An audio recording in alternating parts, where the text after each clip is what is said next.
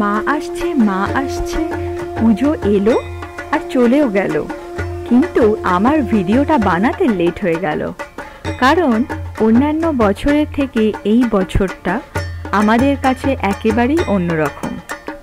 কেন সেটার ব্যাখ্যাতে এখন যাচ্ছি না, ওটা পরে অন্য কোনো একদিন আলোচনা করব।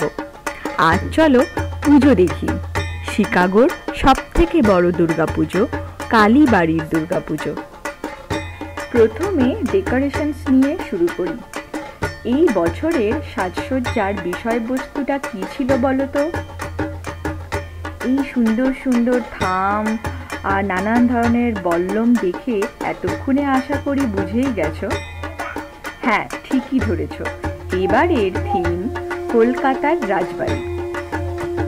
এই প্রতিষ্ঠানটাকে এত সুন্দর রাজবাড়ির সাজে সাজানোর জন্য যেসব শিল্পীর অনবদ্য যোগদান আছে, এই পোস্টারে তাদের সকলের নাম লেখা আছে।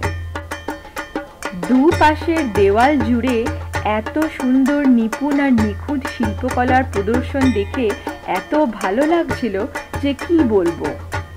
শুধু ওপরের ফ্লোরেই নয়, নিচের ফ্লোরেও যেখানে প্রসাদ দেওয়া হয় সেই জায়গাটাতে এত সুন্দর একটা পালকি ফটো বুথ দেখে এত খুশি হয়েছিলাম, কিন্তু দেখলাম যে পালকিতে ছবি তোলার জন্য একটা বড় লাইন পড়ে গেছে। যাই হোক, অবশেষে আমার পালা এলো ছবি তোলার। মন্দিরের প্রতিটা কর্নারই যেন অসম্ভব সুন্দর এক একটা ফটো বুথ। এরপর ভেতরে ঢুকে মা দুর্গাকে দেখে মন ভরে গেল।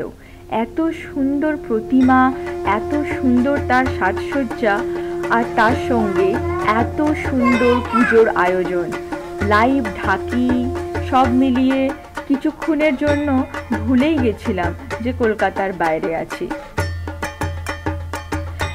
আমি আগেও বলেছি যে কালীবাড়িতে দুর্গাপুজোটা একদম কলকাতা টাইম অনুযায়ী হয়, আর এইবারে দুর্গাপূজার মধ্যে উইকেন্ড পড়ার সুবাদে প্রচুর দর্শনার্থীর আগমন হয়েছিল।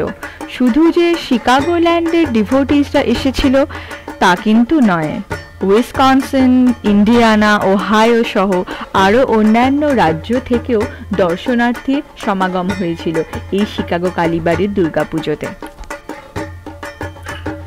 মহাসপ্তমীর দিন সকালে গিয়ে দেখলাম জাঁকজমকপূর্ণভাবেই মায়ের পুজো চলছে, আর সকল ডিভোটিসরা মুগ্ধ হয়ে সেই পুজো দেখছেন আর পুজোর শেষে পুষ্পাঞ্জলির জন্য অপেক্ষা করে আছেন। পুজো শেষ হলো, তারপর শুরু হলো পুষ্পাঞ্জলি। যতক্ষণ না সকল দর্শনার্থীরা পুষ্পাঞ্জলি দিতে পারছেন, ততক্ষণ একটা ব্যাচের পর আর একটা ব্যাচ এভাবে পুষ্পাঞ্জলি চলতেই থাকে। পুষ্পাঞ্জলি শেষ হলে নিচের ফ্লোর থেকে ভোগ প্রসাদ সার্ভ করা শুরু হয়ে যায়। আমি আগেও বলেছি, প্রত্যেক বছরই পুজোর দিনগুলোতে দিনে দুবার করে ভোগ প্রসাদ পাওয়া যায় এখানে সম্পূর্ণ বিনামূল্যে। এবছরও সেটার কোনো অন্যথা হয়নি, তবে এবারে ভোগ প্রসাদের একটা অন্যতম আকর্ষণ ছিল। সেটা কি জানো? কলকাতার বিখ্যাত সেন মহাশয়ের মিষ্টির দোকানের মিষ্টি। শিকাগোতে থেকে দুর্গাপুজো দেখতে এসে কলকাতার রাজবাড়ির সাজসজ্জা, মা দুর্গার সুস্বাদু ভোগ প্রসাদ, আর তার সঙ্গে কলকাতার সেন মহাশয়ের মিষ্টি, উফ, আর কি চাই। পরের দিন মহা অষ্টমীতেও একই রুটিন। সকালে মায়ের পুজো, তারপর পুষ্পাঞ্জলি, আর তারপর ভোগ প্রসাদ। এসে দেখলাম সকালে পুজোর সময় দর্শনার্থীরা অনেকেই মায়ের জন্য ভোগ বানিয়ে এনেছেন। কেউ কেউ ইন্ডিভিজুয়ালি পুজো দেওয়ার জন্য ফর্ম ফিল আপ করছেন, আবার কেউ কেউ মায়ের উদ্দেশ্যে ডোনেশন বক্সে ডোনেট করছেন। যথারীতি পুজো শেষ হলো, আরতি শুরু হলো, আর তারপর ভোগ প্রসাদ বিতরণী শুরু হলো। পুজোর প্রত্যেক দিনই বিকেলে কালচারাল প্রোগ্রামের আয়োজন করা হয়েছিল। নাচ, গান, আবৃত্তি সব মিলিয়ে জমে উঠেছিল পুজোর সন্ধ্যাগুলো। প্রোগ্রামের পর হতো সন্ধ্যা আরতি, আর তারপর আবার ভোগ প্রসাদ সার্ভ করা হতো। এবার আসি এই পুজোর আরেকটা চমকে। থিম হলো পুষ্পাঞ্জলি, হলো মায়ের ভোগ হলো, সঙ্গে কলকাতার বিখ্যাত মিষ্টান্ন ভাণ্ডারের মিষ্টিও হলো। কিন্তু একটু ফুচকা খাওয়া আর কেনাকাটা না হলে কি কলকাতার পুজো জমে? এখানে পুজোয় এসে সেই ইচ্ছেটাও পূরণ হয়ে গেল। মন্দিরের সামনে বিশাল বড় টেন্টে বসেছিল নানান ধরনের স্টল।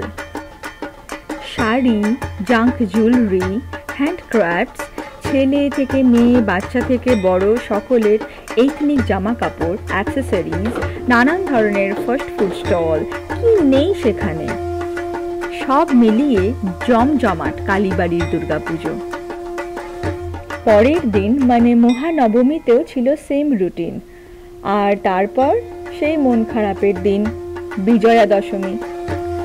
দশমীর সিঁদুর খেলাটা এখানে বরাবরই খুব বড় করে হয়।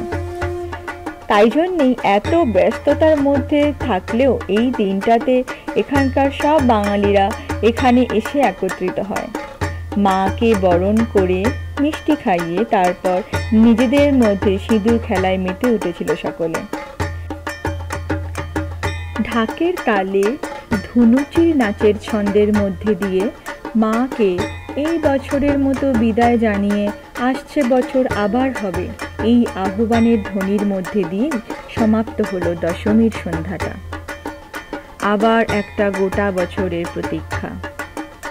কালীবাড়ির শুধু দুর্গাপুজোই নয়, কালী পুজো, সরস্বতী পুজোর মতো অন্যান্য পুজো খুব ধুমধাম করে নিয়ম মেনে এবং নির্ঘণ্ট মেনেই হয়। পুজো রিলেটেড যে কোনো আপডেটের জন্যে কালীবাড়ির ফেসবুক পেজ অবশ্যই লাইক এবং ফলো করতে হবে। লিংক আমি ডেসক্রিপশন বক্সে দিয়ে দিয়েছি। গত বছর এখানে পুজো কেমন হয়েছিল, কি থিমে সেজেছিল কালীবাড়ি, সেটা জানার জন্য আগের বারের ভিডিওটা অবশ্যই দেখতে হবে, আর সেটার লিংকও আমি দিয়ে দিয়েছি ডেসক্রিপশন বক্সে। সামনের বছর শিকাগোল্যান্ডে প্রবাসী বাঙালিরা তো অবশ্যই আসবে দুর্গাপুজোতে। তবে যারা একটু দূরে থাকো আর কলকাতার পুজোকে ভীষণভাবে মিস করো, তাদের জন্য থাকলো সাদর আমন্ত্রণ। তোমরা এসো দুর্গাপুজোতে, এখানে দেখো, খুব ভালো লাগবে। আজকের ভিডিও এখানেই শেষ। দেখা হচ্ছে পরের ভিডিওতে। ফ্লু সিজন চলছে, তাই সকলে খুব সাবধানে থেকো, সুস্থ থেকো, ভালো থেকো।